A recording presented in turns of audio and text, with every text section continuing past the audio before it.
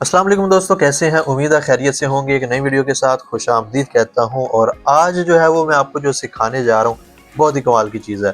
आज हम अपने टर्मक्स के अंदर काले लिनक्स को इंस्टॉल करने जा रहे हैं। अगर आपके पास लैपटॉप नहीं है, आपके पास कंप्यूटर नहीं है, आपके पास मोबाइल है और उसके अंदर टर्मक्स मौजूद है, तो हम आपको सिखाएंगे कि आपने काले लिनक्स को अपने मोबाइल के अंदर कैसे इंस्टॉल करना है।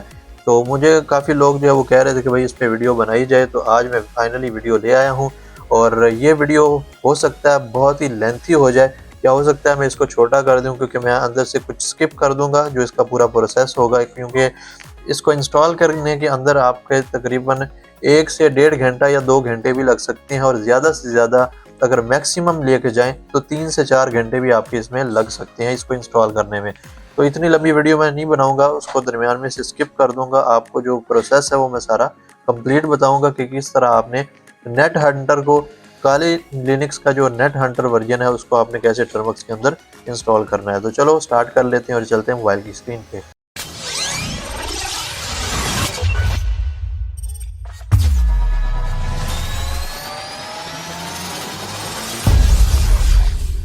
तो दोस्तों मोबाइल की स्क्रीन पे हम आ चुके हैं और यहाँ पे आपको ब्लॉग नज़र आ रहा होगा। इस ब्लॉग के अंदर जो है वो मैंने सारी इंस्ट्रक्शन लिख रखी हैं कि आपको कैसे जो है वो इंस्टॉल करना है नेट हंटर को। सबसे पहले तो देखते हैं कि कौन सी ज़रूरी चीज़ें जो हैं वो हमें चाहिए होंगी एंड्रॉयड के अंदर इसको इंस्टॉल करने के लिए। तो सबसे पहले तो हमारे पास टर्मक्स होना चाहिए। तो टर्मक्स को डाउनलोड करने के बाद आपके पास के मोबाइल के अंदर तकरीबन 8 GB तक जो है वो स्टोरेज होनी चाहिए। उसके बाद आपके पास कुछ बेसिक नॉलेज होना चाहिए टर्मक्स की कमांड्स का। देन अब आ जाते हैं इसकी इंस्टॉलेशन की तरफ। तो यहाँ पे देखो आपको कमांड्स नजर आ रही होंगी। तो सबसे पहले जो है वो आपको अपडेट करना है टर्मक्स को। तो हम ये कमांड यूज करेंगे। आपने pkg अपडेट, pkg अपग्रेड, इस कमांड को यहाँ से कॉपी करके टर्मक्स में जाके पेस्ट कर देना है। देन उसके बाद जो है वो कुछ जरूरी टूल्स हमें चाहिए होंगे टूल को इंस्टॉल करने के लिए नेट हंटर को।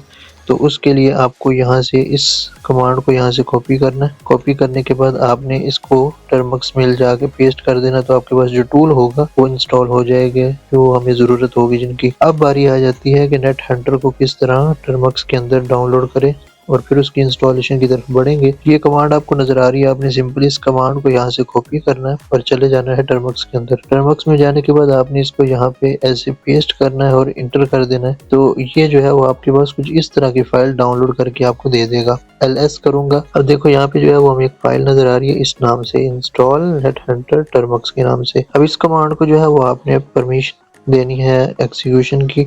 तो उसके लिए जो हम कमांड यूज करेंगे वो है हमारे पास ये वाली कमांड chmod वगैरह। आपने इस कमांड को यूज करना है और यहाँ से कॉपी करेंगे। कॉपी करने के बाद आपने यहाँ पे इसको पेस्ट कर देना है। जैसे पेस्ट करोगे तो उसके पास जो है वो एग्जीक्यूशन की परमिशन आ जाएंगी। अब जो है वो हमें इसको रन करना है। तो रन करने के लिए सिंपल आपने इसके नाम को कॉपी करना है, डॉट/ लिखना है और यहाँ पे इसका नाम पेस्ट कर देना है। और जैसे ही इंटर करोगे तो आपके पास कुछ इस तरह का इंटरफेस नजर आएगा। अब यहाँ पे आपके पास 3 ऑप्शन है, नेट हंटर फुल है, मिनिमल है, नैनो है। इसमें मैं आपको फ़र्क बता देता हूँ। फुल के अंदर जो है वो आपको एक पूरा पैकेज मिलता है जिसके अंदर काफ़ी सारे टूल्स होते हैं और ये फुल जो है वो पेनिट्रेशन टेस्टिंग के लिए यूज़ कर सकते हो। दूसरा जो हमारे पास है वो भी पेनिट्रेशन टेस्टिंग के लिए होता है, लेकिन इसमें उस तरीके के जो है वो टूल्स नहीं होते जो फुल पेनिट्रेशन टेस्टिंग के लिए होते हैं, लेकिन फिर भी ये बेटर चॉइस है। देन जो नैनो है ये सिर्फ और सिर्फ कुछ वाईफाई टेस्टिंग के लिए, जो अटैक्स हमारे लिए ये उनके लिए यूज होता है।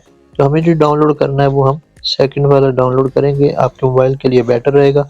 अगर आप फुल करना चाहते हो तो आप फुल वाले को यहाँ से कर सकते हो। यहाँ से ऑप्शन 1 चूज करोगे तो आपके पास डाउनलोड हो जाएगा। अब जो है वो हमने सेकंड वाला करना है। तो यहाँ से मैं नंबर 2 को सिलेक्ट कर लेता हूँ और इंटर कर देता हूँ। यहाँ भी ये पूछ रहा है कि भाई आपके पास पहले से कोई फाइल जो है वो पड़ी हुई है, डिटेक्ट हमने कर ली है रूट एफएस की।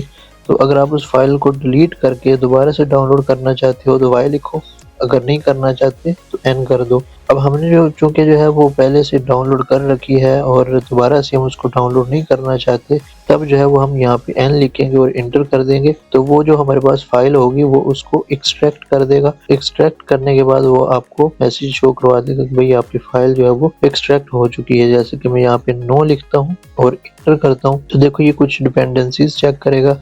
देन उसके बाद ये यहाँ पे बता रहा है कि आपकी जो फाइल है वो यहाँ पे हो चुकी है, और ये बता रहा है कि एग्जिस्टिंग इमेज फाइल जो है वो भी यहाँ पे मिल चुकी है, यानी कि जो एक्सट्रैक्ट होके फाइल आ रही है वो भी इसको डिटेक्ट हो चुकी है, क्योंकि मैंने पहले यहाँ पे एक्सट्रैक्ट कर रखी है। तो अगर आपके पास नहीं होगी तो आपको ये ऑप्शन नजर नहीं आएगा। मेरे पास है तो मैं यहाँ पे नो कर दूंगा और इंटर कर दूंगा। अब यहाँ पे ये बता रहा है कि जी आपके पास एफ रूट जो फाइल है वो भी मौजूद है, तो क्या आप रूट एफएस फाइल को डिलीट करना चाहते हो या नहीं।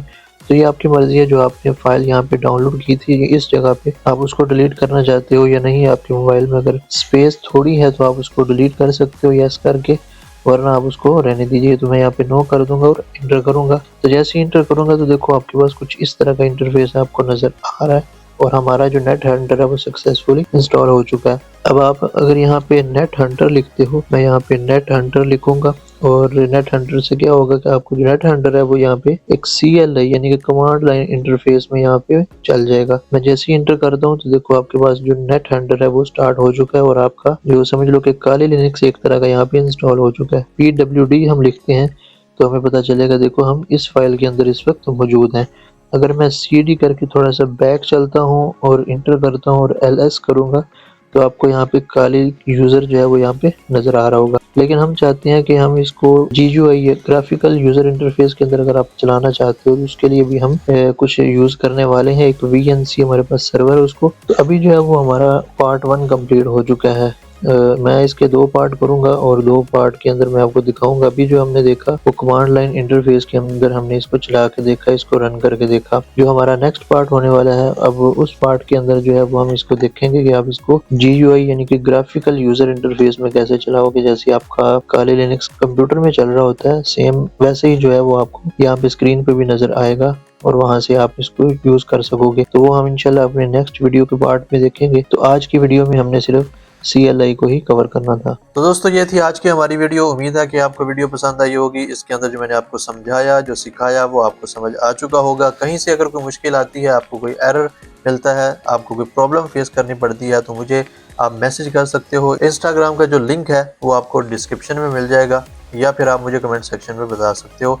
तो इंशाल्लाह अगली वीडियो में मिलेंगे किसी और टॉपिक के साथ, किसी और टूल के साथ। अपना ख्याल रखिएगा। अल्लाह हाफिज़।